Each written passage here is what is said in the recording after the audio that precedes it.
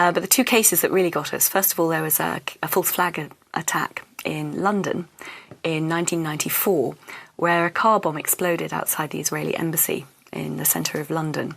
Now, I remember this vaguely. This is, we're talking 14 years ago. It's a long time but ago. But it was huge at the time. I mean, it was a huge worldwide story. Yeah.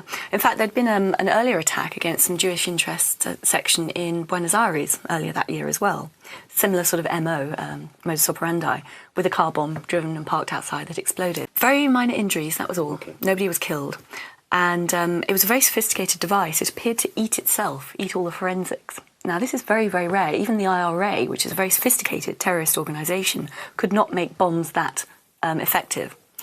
So it looked like a, sort of fairly technical person had put that together.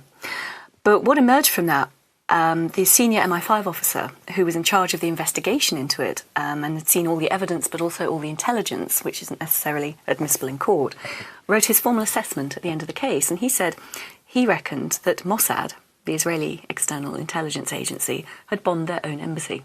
A sort of controlled explosion outside the embassy. And as I said, that was a senior MI5 officer. That was his formal verdict. If you read that on the internet now, you would say that sounds like some mad conspiracy theory. But it wasn't. This was the official position of MI5. And he said that they did it for two reasons.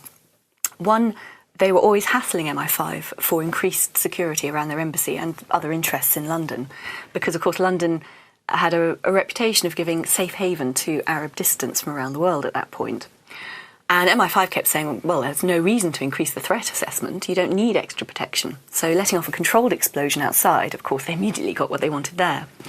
But crucially, two innocent Palestinians were arrested, charged and convicted of conspiracy to cause that attack.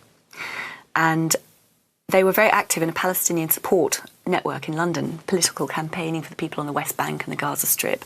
And they were gaining some traction in the media. They were getting quite a lot of support.